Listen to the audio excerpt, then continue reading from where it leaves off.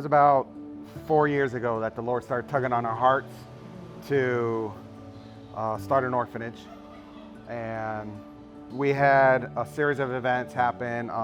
Two young girls who couldn't afford to take care of the baby offered us their babies. And we were like, okay, we would love to take your babies, but we weren't really set up for it. Right. And then we started seeing some cases of orphans in the villages and started doing some research and found out that there are hundreds of thousands of orphans between Guatemala and El Salvador. There's so many stories that we've heard of children that are being left in the garbage dumps, children that are being trafficked, that are from even a different country, and they brought them here. So one thing led to another, and we just started praying, and Right. After battling and wrestling with the Lord for a couple years, we finally said, we have to do this. Like, we felt like we were at the point where we would be sitting against God if we did not take care of orphans that are out there.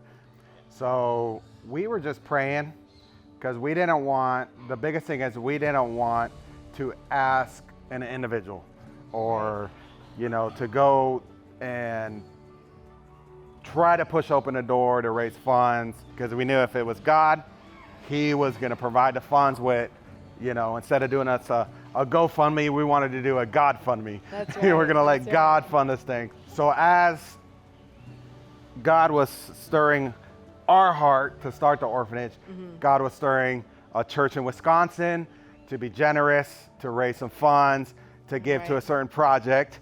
And then he was also stirring a physical therapist in Minnesota who did barefoot water skiing to raise funds for a specific project. He didn't know what. The church in Wisconsin didn't know what. Right. And they came together and they sent us a check. It was literally about 2 weeks after we discovered this property. We were offered this property for sale. And it was exactly, almost to the penny, exactly what we needed to purchase a property. And we received that funds. We knew it was a God thing then, and we said, here we go, let's go for it. Yep. And I think something that the journey we've been on over the past 10 years has been this journey of trust. So when he gave this idea of the orphanage, like your initial, fleshly thought is, oh my gosh, how is this going to happen? How is it all going to come together? But then instantly I thought, you know what? God has been with us this entire time. Like, we've trusted him with everything. He's always come through. We've never been without. We've always had what we need. We sat back almost in like this smile on our face, like, let's watch what God does.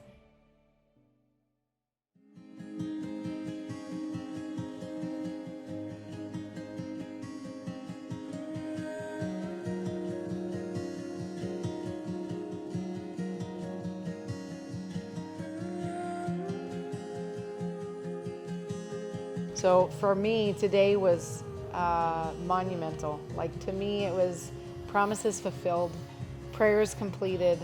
People would come to me and say, well, Alicia, so who do you have who's going to take care of the kids?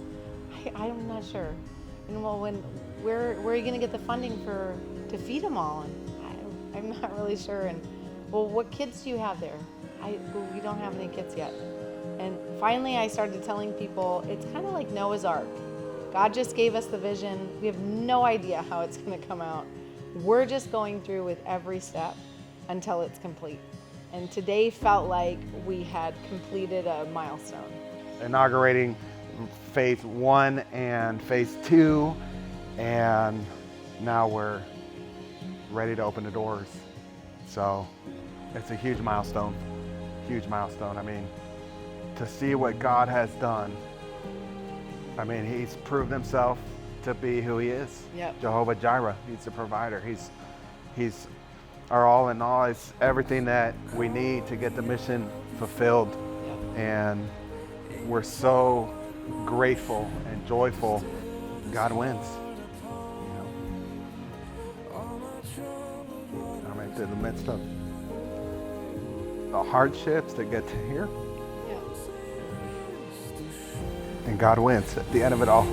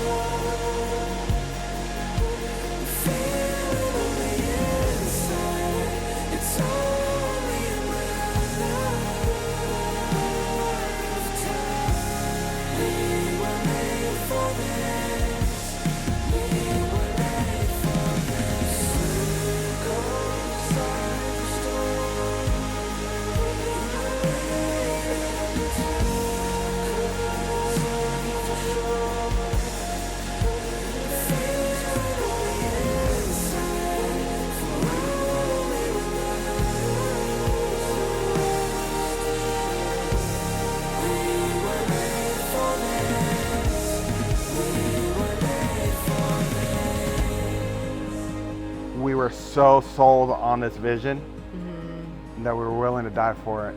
Like we were willing to give our life for it. And I've had dreams where we're literally going out and rescuing kids from the pits of hell, kids that are hopeless, kids are on the verge of dying. It's been our heartbeat to just give our life so that kids can live in freedom.